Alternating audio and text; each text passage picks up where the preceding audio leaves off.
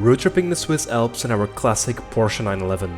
This idea has been living inside me and my father's head for decades, and in 2022 we finally got around to doing it. Despite having a gobsmacking 260,000 kilometers on the clock, we trusted our 911 to endlessly drive up and down gorgeous mountain passes. Some legendary like the Stelvio Furca or San Bernardino, others unknown to us but no less beautiful.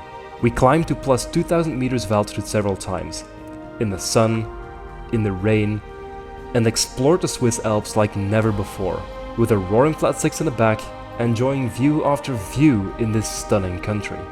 5 days, 2,500 kilometers, and two car enthusiasts with a dream. My name is Robin, and welcome to Retroschaft Christmas Special.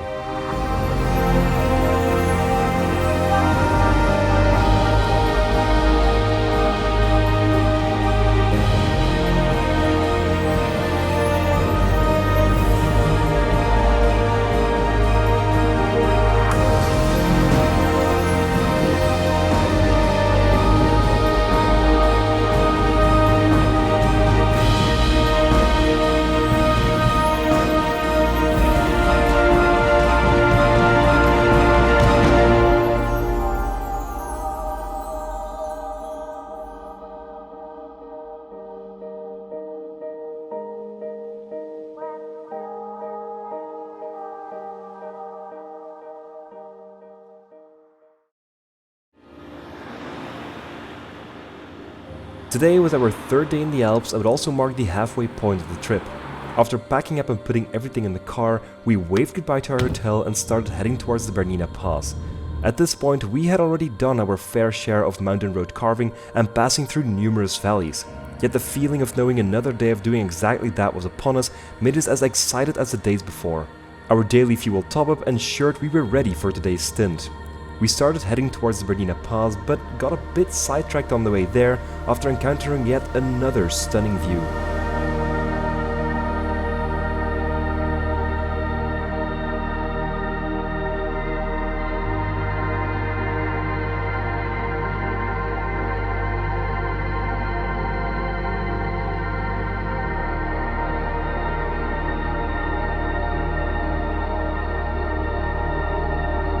That doesn't confirm that you need to road trip the Alps, then I do not know what will. For us it's onwards and upwards. We're still at the top of the mountain here, so yeah, we'll keep driving for a bit.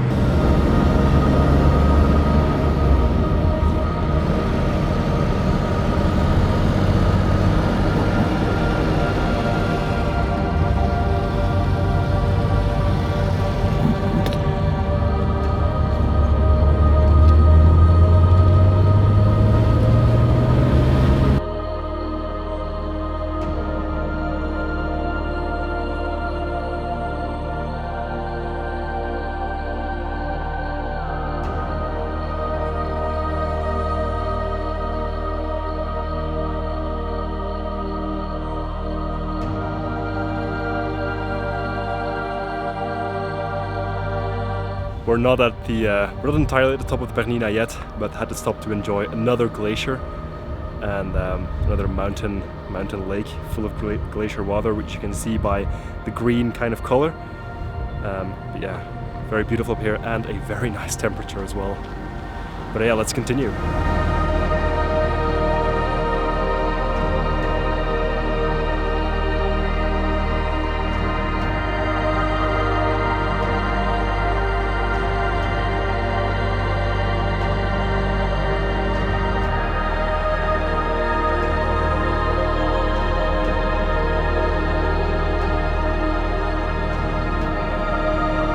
Once at the top, we couldn't resist driving back down on the other side of the mountain to experience the Bernina Pass in the right direction, that being the way the mountain pass would be driven during the annual Bernina Gran Turismo.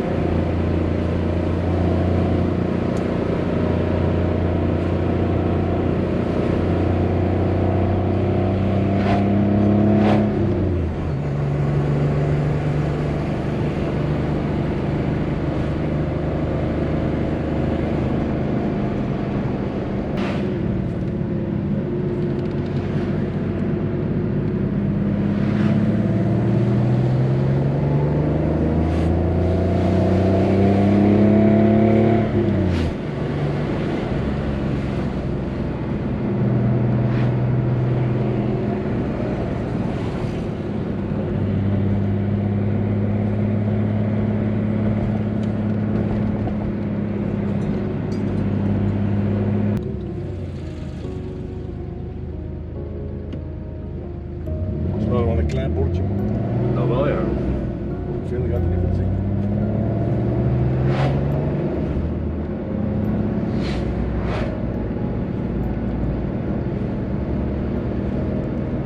We drove the Bernina Pass in both directions and crossed the Italian border afterwards. Being in Italy, we simply couldn't resist stopping at a local restaurant to enjoy the country's culinary arts. Next up, we checked the Julia and Splugen Pass off the list and ventured onwards to our last mountain pass of the day, the San Bernardino. We were again treated to an absolutely stunning stretch of asphalt in front of us and a gorgeous mountain range everywhere else we looked. We probably said this 100 times during the trip already, but this truly was one of the most unique and gobsmackingly beautiful mountain passes both of us had ever experienced. And to be honest, that's what this trip is all about. It's not about driving fast, it's not about abusing the 911 at every chance we get, it's about taking our time to enjoy both a marvelous car and our deeply rooted love for mountains and road tripping. We are the first ones to admit that this is a dream trip and that we're extremely lucky to be able to do this together. And if it was up to us, the San Bernardino would have gone on forever, right then and there.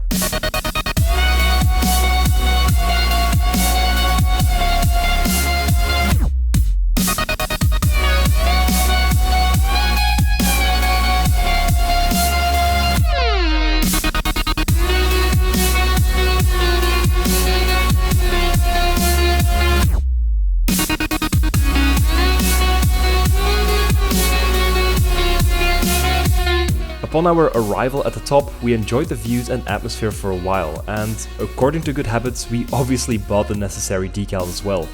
This felt well deserved after both we and the good old 911 had just finished another day of hard but extremely fun work. Now, I feel like it's high time that we share some background info on the 911, so let us do just that while we head to the day's dinner. 265,603 kilometers.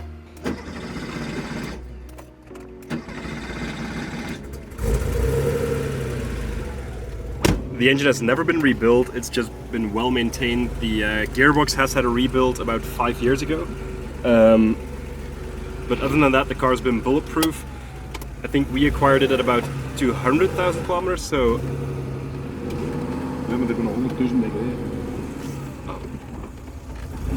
So apparently we acquired it at about 165,000 kilometers. And yeah, we never had any trouble with it. I think maybe even on our way to Austria this weekend was kind of the first time ever we broke down, but that was just because of the battery, so not really a very bad failure. And I think my dad broke down in the Belgian Ardennes with a broken fuel pump. Also not one of the worst things to happen, but it is pretty annoying.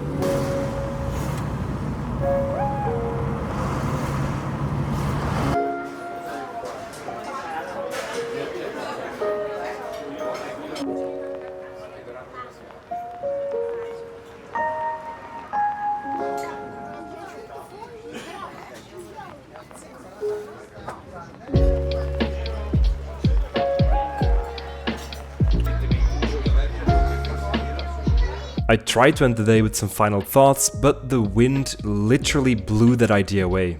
So yeah, we'll go back to our hotel room. In any case, this was the end of yet another fantastic day in the Alps. We went to bed early that evening in order to prepare ourselves well for what will be our final full day in the mountains tomorrow. Hello, good morning and welcome to our fourth day of driving around in the Swiss Alps. You join us today halfway up the Tremolo Pass, which goes all the way to the top of the Gotthard, which you might know from the Gotthard tunnel. This is one of the most authentic mountain passes in all of the Alps combined. You might or might not have seen that I'm standing currently on a lot of small little cobblestones, which makes it so authentic. This is the old road up the mountain. There's also a new road, and then if you really want to go into Italy very quickly, you can take the Gotthard tunnel. Also, I wanted to maybe make more of a cinematic, or give you more of a cinematic look on what it's like to drive throughout the Alps. So I'm not going to vlog that, as much today as on the other days. So yeah, I'll try to make it as cinematic as I possibly can, try to make it as beautiful as I possibly can, because it is very beautiful up here. We're going to do the Susten Furka Grimsel Pass today, as well as the Tremola all the way up to the Gotthard, as I just said. So yeah, let's take a look at the car here on the Tremolo Pass. It's looking very beautiful, and especially with these cobblestones, it's pretty special.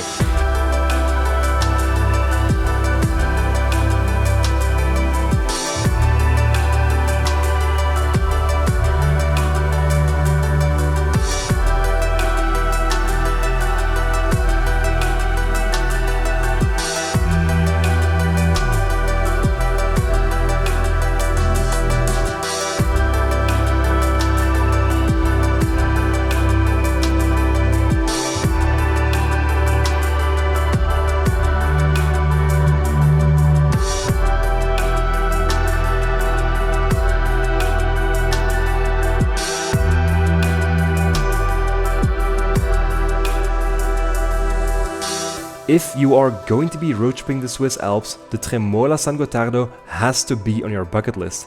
It is the longest road monument in all of Switzerland and is even listed in the inventory of historic Swiss roads.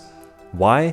Because the Tremola Strasse was built between 1827 and 1832, nearly 200 years ago.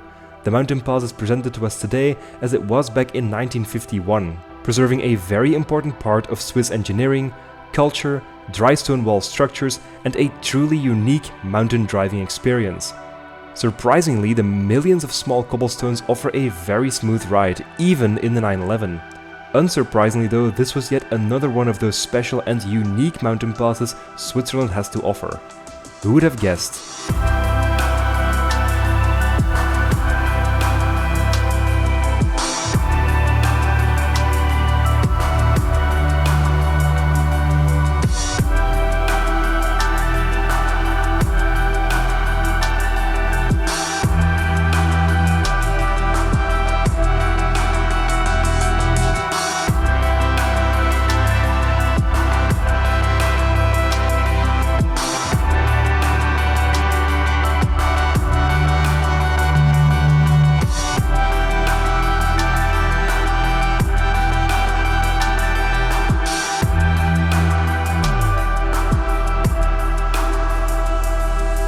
We arrived at the top of the Tremola in full awe of the experience and took a moment to let everything sink in.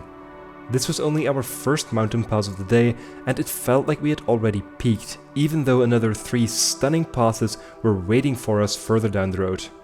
We always noticed a pretty clear power difference in the 911 once we got to above 2000 meters of altitude due to the thin air, so letting the car cool down is always an added bonus of taking a short break on these mountain tops. Once we decided our break had been adequate, it was high time for us to start making our way to the Sustenpass.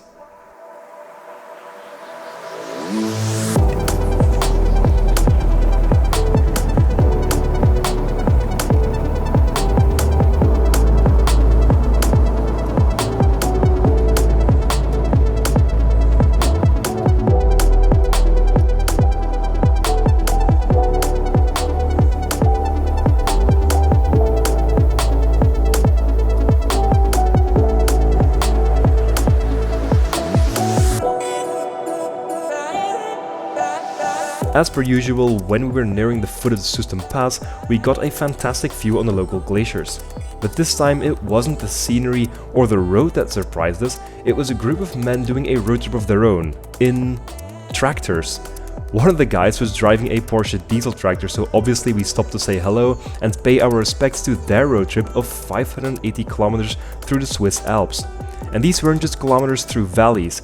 Their route covered the Sustenpass, Oberalp, Lukmania, Gotthard, Furka, and many more. What we thought would be a quick 2-minute stop to switch drivers turned into a 30-minute chat with like-minded enthusiasts. Afterwards, it was time for us and the 911 to battle our way up the Sustenpass, and even though the road was great, in all honesty it was the view on the Susten's icy peaks in the distance that had us mesmerized entirely.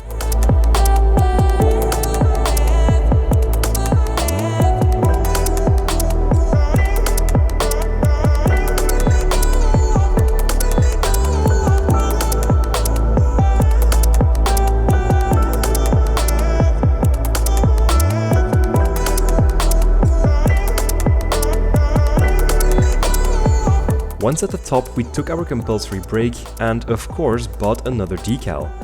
Since we had spent so much time on the Tremolo Pass, we didn't stick around for long and soon set our sights on the Furka Pass. The mountain range around the Furka is home to the Rhone Glacier, and I feel like it's necessary to quickly mention how apparent the effect of global warming dawned on us when we stood at the bottom of the mountain pass. In the early 1900s, the glacier came all the way into the valley, while nowadays it has retreated well into the mountains and is barely visible from the road. What once was one of the most prominent glaciers of the Alps is now but a shadow of its former self, and it feels quite sad that Switzerland is losing its glaciers at a fairly rapid pace. The Furka Pass itself is again a treat to experience. One of the most prominent features of the mountain pass, next to the Rhone Glacier, is the now abandoned Belvedere Hotel. Once famous for its glacier views, it is now famous for its unique place and presence on social media. Obviously, we couldn't pass up on putting 911 right in front of the hotel, which was by the way built all the way back in 1882. The views from this place were again absolutely spectacular. However, we soon realized our trip was nearing its end. To our pleasant surprise, on the last mountain pass of the weekend, on top of the Oberalp Pass, we were greeted once again by the tractor guys who were just about to leave as we arrived.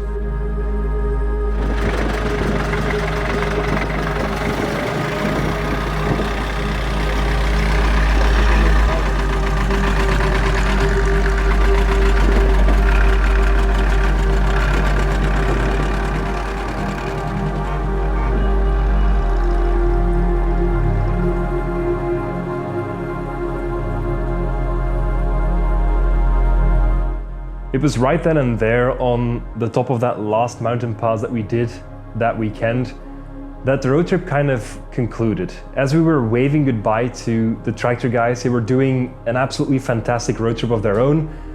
We kind of went back to the hotel and just started reminiscing about the entire trip, started looking through our own photos that we just took 1 or 2 days ago as we were standing on the top of the Furka Pass or the top of the San Bernardino Pass or any mountain pass that we did during the entire weekend. And coming back home, driving back home, obviously it was pretty difficult to adjust to daily life again, as it usually goes with amazing trips like this. We'd come so used to being in the Alps from the get-go, to wake up and be in these beautiful mountains and know that another day of driving on some of the most beautiful roads in the world is upon us yet again, that coming home really hit us quite hard. And I think doing a trip like this in a car that is very special for us, in a region that's very special for both my father and me, was extremely nice. It was something that we'd been dreaming about for a very long time. And I'm really glad that I got to share this experience with both you guys, but also with my father. It was a really special weekend. And I think this is just the first trip of many that we're gonna make. We also urge you guys to do something similar in a region that's close to you, something which you would find absolutely amazing to experience. You don't need a 911 to do something like this. You can do it with any car. Just make sure that you have some fantastic company to do this with, because you will cherish those memories basically forever. And that's exactly what we're going to do as well, because the memories that we made that weekend are extremely important to us, and we will cherish them for the rest of our lives.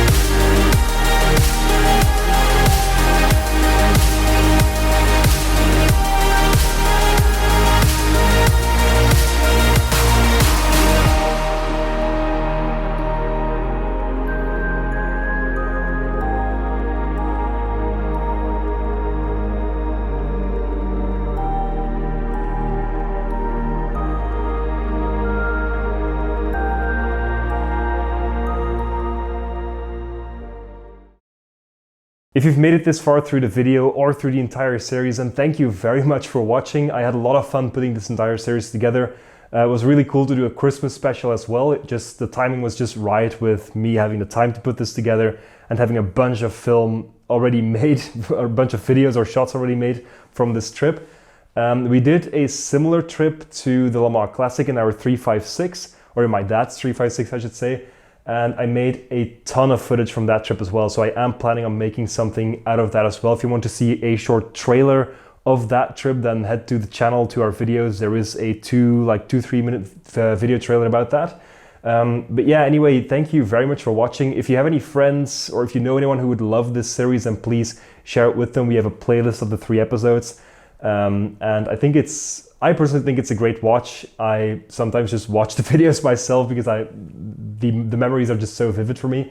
And I'm sure that other people will enjoy these videos as well. So thank you very much for watching. Thank you very much for tagging along. Thank you very much also for a pretty cool 2022. I just love making these videos. They are pretty cool memories for me, and at least I get to share my passion and my interests with some of you guys on YouTube as well. So yeah, have a very great holidays everyone, and I'll see you in 2023 with a bunch of new videos, a bunch of new ideas, and a bunch of new projects.